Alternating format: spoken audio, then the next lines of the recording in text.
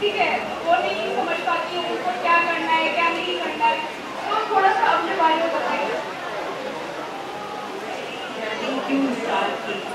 दरअसल मेरी mother social worker हमारी कार्यकर्ता हैं और मैं हेलो महिलाओं के लिए बहुत लंबे समय से काम कर रही हैं। जब मैं छोटी बच्ची थी तब तो वही माहौल देखते हुए मैं बढ़ी और जिस तरह से देखा कि समाज में महिलाओं का कितना शोषण होता है, उन्हें शिक्षा का अधिकार नहीं मिलता, उन्हें बहुत सारे मूलभूत जो अधिकार है वो नहीं मिलते। तो वही सब देखते हुए बड़ी हुई। माँ लॉयर भी हैं, बहुत सारे केसेस उनके पास इसी तरह के इसलिए आते हैं क्योंकि वो वर्ग को समझती हैं और लड़ पाती हैं।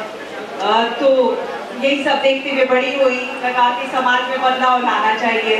बदलाव आंदोलन करके आ सकता है, बदलाव लोगों को जागरूक करके आ सकता है। तो शुरुआत में मैंने भी माँ के साथ बहुत सारा काम किया, तमाम सारी महिलाओं के बीच जाती थी, जागरूकता कार्यक्रम चलाती थी, बहुत गरीब महिलाओं के लिए, बहुत बच्चियों के लिए, उनकी शादी जिनकी किसी वजह से नहीं हो पा रही होती थी, पैसे की कमी की वजह से, तो चंदा इकट्ठा करके वो सारे काम भी कराते थे। तो ये सब देखते देखते बड़ी हुई।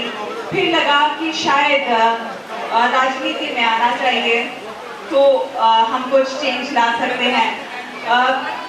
तब जब मैं पढ़ाई कर रही थी, ग्रेजुएशन कर रही थी, तब मुझे लगा कि मीडिया एक बहुत सशक्त माध्यम है जहाँ से हम अपनी बात बहुत ही आसानी से और बहुत बड़े तबके तक पहुँचा सकते हैं। बस यही सोच के हमने मीडिया में जाने का फैसला किया, दूरदर्शन ज्वाइन किया और अभी टीवी न्यूज़ में काम कर रही हूँ। आगे हो सकता है कुछ और करूँ, लेकिन कोशिश ये है कि समाज में कुछ बदलाव आ सके।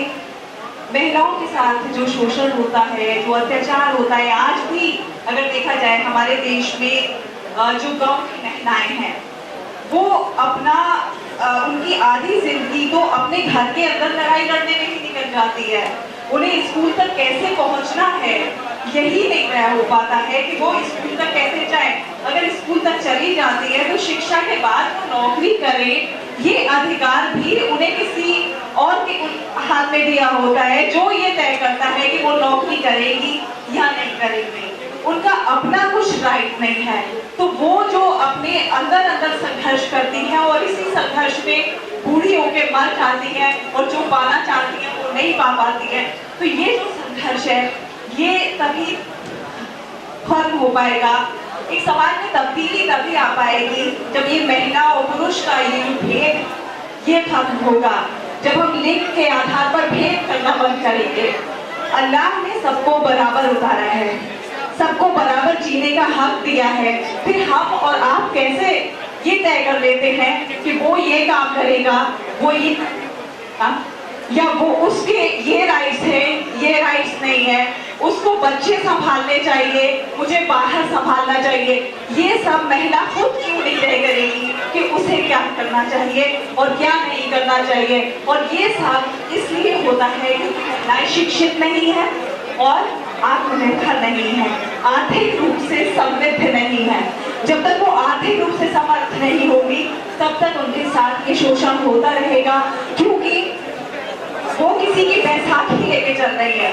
कोई भी कभी भी उन्हें कह सकता है अच्छा तुम ऐसे काम नहीं करोगी तो भाई तुम निकल जाओ घर से, या फिर तुम्हें अगर हमारे साथ रहना है, ये कोई भी हो सकता है, पति भी हो सकता है, माता पिता भी हो सकते हैं, भाई भी हो सकता है, कि अगर मेरे साथ रहना है तो आपको ऐसे चलना होगा।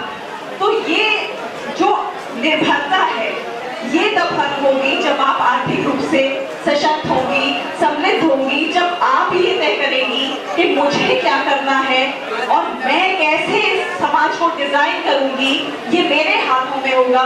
वो आपको शिक्षा देगी, वो आपको, आप किसी भी नौकरी में जाओ, लेकिन आप नौकरी में जाओ, आप पैसा कमाओ और समृद्ध बनो, आप अपने हिसाब से घर को चलाओ, तब आप बराबर की हकदार होगी, तब ये लिंग भेद खत्म होगा।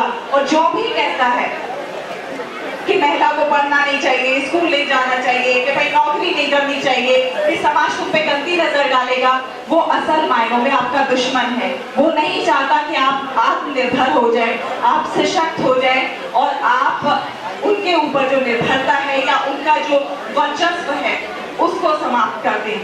तो इस चीज को तोड़ना होगा। आज महिलाएं तोड़ रही हैं, बाहर निकलना होगा, तोड़ना होगा, सारे उन टैबूज को तोड़ना होगा जिन्हें लेके हमेशा महिलाओं को दबाया जाता है, कुचला जाता है। और वो सब आप शिक्षा के द्वारा कर पाएंगे, आप समृद्ध होकर कर पाएंगे। जब आप सशक्त होंगे तब करेंगे। हो सकता है शुरुआत में आपको तमाम परेशानियां सामने आए, आप पे लांछन भी लगाए जाए, आपको कैरेक्टर लूज भी कह दिया जाए, क्योंकि ये सब कहा जाएगा ताकि आपके पैरों को रोका जाए। ये सब तभी कहा जाता है जब किसी समाज में डर पैदा होता है कि भाई ये सशक्त हो जाएगी तो हम कहाँ जाएंगे, हमारी दादागिरी कैसे चलेगी। तो इन सब चीजों को तोड़ते हुए आपको आगे बढ़ना होगा, पढ़ना होगा, तभी कुछ हो सकता है। और ये तमाम जो कार्यक्रम चल रहे हैं, महिलाओं को मुफ्त शिक्षा देना, ये एक बहुत बड़ा काम है। और मेरे ख्याल में ये मतलब किसी इबादत से कम नहीं है। एक महिला को शिक्षित करना, और यहाँ तो सैकड़ों महिलाओं को शिक्षित कर रहे हैं, तो ये किसी इबादत से कम नहीं है। और इस काम को जितना हम सब सपोर्ट करें, ये बहुत जरूरी है। शाला मैम से हम लगातार बातचीत करेंगे। शाला मैम आप बैठिए, आप हमारी गेस्ट